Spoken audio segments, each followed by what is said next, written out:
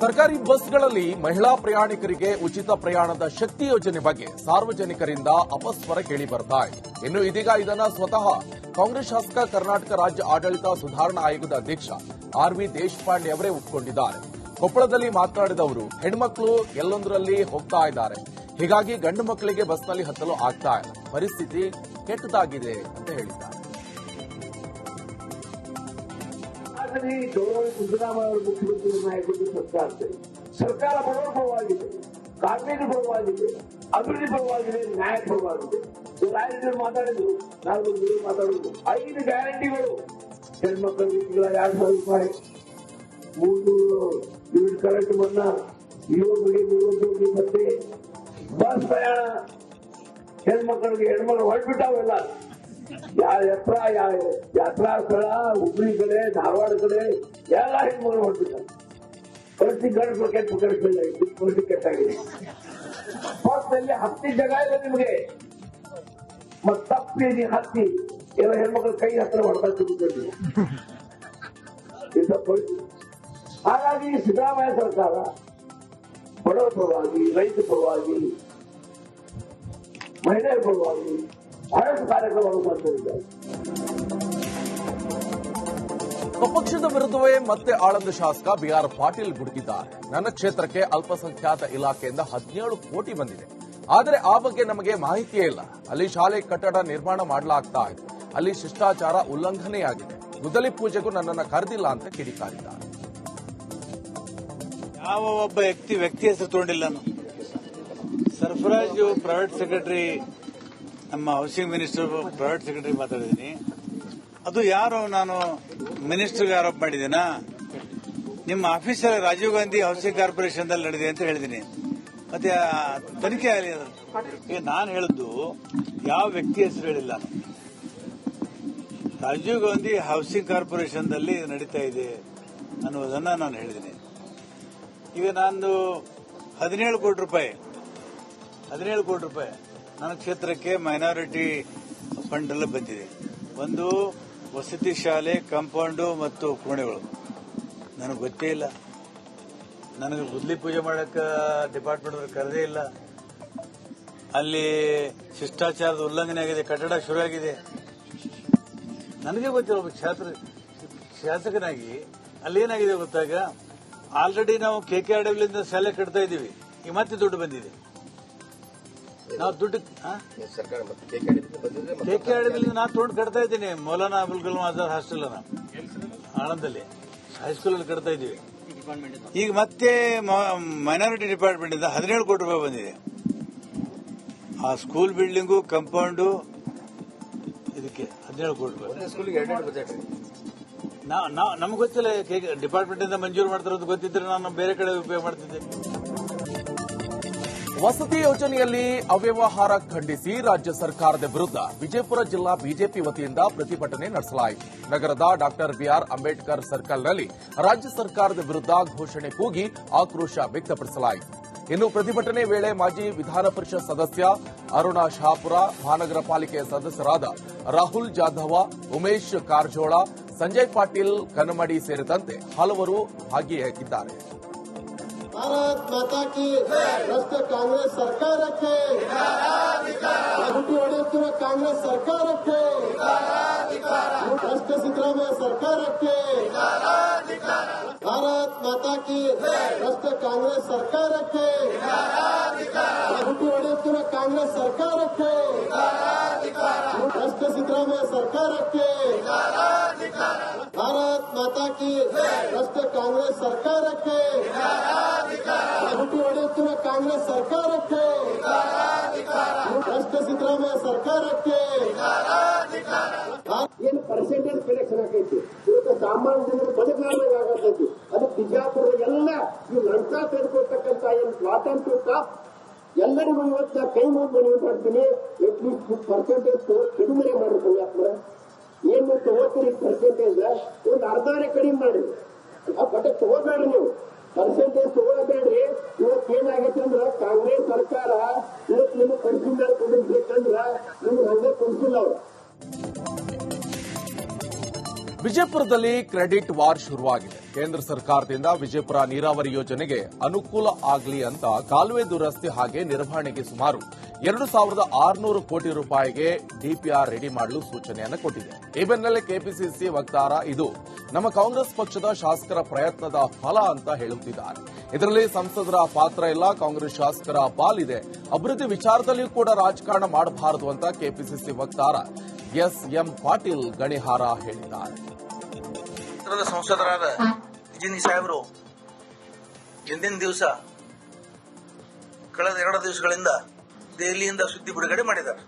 ನಾನು ಈ ಆಧುನೀಕರಣಕ್ಕೆ 2,660 ಕೋಟಿಗಳನ್ನ ಕೇಂದ್ರ ಸರ್ಕಾರದಿಂದ ಮಂಜೂರು ಮಾಡಿಸಿದ್ದೇನೆ. ಈ ಆಧುನೀಕರಣಕ್ಕೆ 2,600 ಕೋಟಿ ಮಂಜೂರು ಅವ್ರು ಮಾಡಿಸಿದ್ರ ನಮ್ಮದು ತುಂಬ ಹೃದಯದ ಸ್ವಾಗತ ಇದೆ. ಅದಕ್ಕೆ ಮಾಡಿಸಲಿ, ಆ ಕಾರ್ಯ ಅವ್ರು ಮಾಡಲಿ ಅಂತ ನಮ್ಮದು ಆಗ್ರಹನೂ ಇದೆ. ಅದ್ರ ಜೊತೆ ಆದ್ರೆ ಅವರ ಮತ್ತು ಅವ್ರ ಪಕ್ಷದ ಕಾರ್ಯಕರ್ತರು ಜಿಗ್ಜಿನಿಗಿ ಸಾಹೇಬ್ರೆ ತಕ್ಷಣಕ್ಕೆ 2,660 ಕೋಟಿ ತಂದು ಇಲ್ಲಿ ಇಟ್ಟುಬಿಟ್ಟಿದ್ದಾರೆ, ಚಾಲನೆ ಆಗ್ಬಿಟ್ಟಿದೆ ಅನ್ನಂಗ ಅವರು ಪ್ರಚಾರ ಮಾಡ್ತಾ ಇದ್ದಾರೆ. ಕ್ಷೇತ್ರದ ಸಂಸದರಾದ ಜಿನಿ ಸಾಹೇಬರು ಹಿಂದಿನ ದಿವಸ ಕಳೆದ 2 ದಿವಸಗಳಿಂದ ದೆಹಲಿಯಿಂದ ಸುದ್ದಿ ಬಿಡುಗಡೆ ಮಾಡಿದ್ದಾರೆ. ನಾನು ಈ ಆಧುನೀಕರಣಕ್ಕೆ 2,660 ಕೋಟಿಗಳನ್ನ ಕೇಂದ್ರ ಸರ್ಕಾರದಿಂದ ಮಂಜೂರು ಮಾಡಿಸಿದ್ದೇನೆ. ಈ ಆಧುನೀಕರಣಕ್ಕೆ 2,600 ಕೋಟಿ ಮಂಜೂರು ಅವ್ರು ಮಾಡಿಸಿದ್ರ ನಮ್ಮದು ತುಂಬ ಹೃದಯದ ಸ್ವಾಗತ ಇದೆ. ಅದಕ್ಕೆ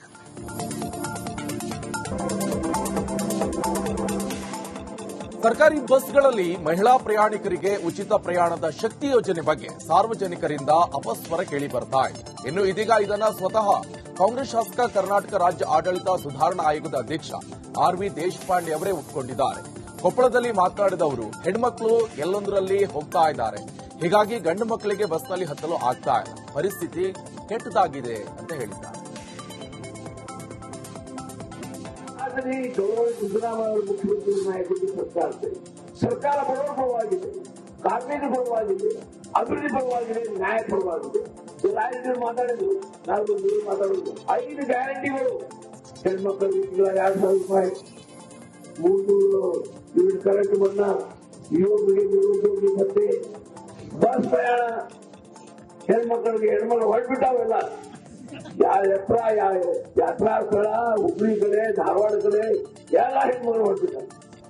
ಪರಿಸ್ಥಿತಿ ಪರಿಸ್ಥಿತಿ ಕೆಟ್ಟಾಗಿದೆ. ಬಸ್ನಲ್ಲಿ ಹತ್ತಿ ಜಾಗ ಇದೆ ನಿಮಗೆ, ಮತ್ತೆ ತಪ್ಪಿ ಹತ್ತಿ ಎಲ್ಲ ಹೆಣ್ಮಕ್ಳು ಕೈ ಹತ್ರ ಹೊಡೆದ ತಿಳ್ಕೊಂಡು. ಹಾಗಾಗಿ ಸಿದ್ದರಾಮಯ್ಯ ಸರ್ಕಾರ ಬಡವರ ಪರವಾಗಿ, ರೈತ ಪರವಾಗಿ,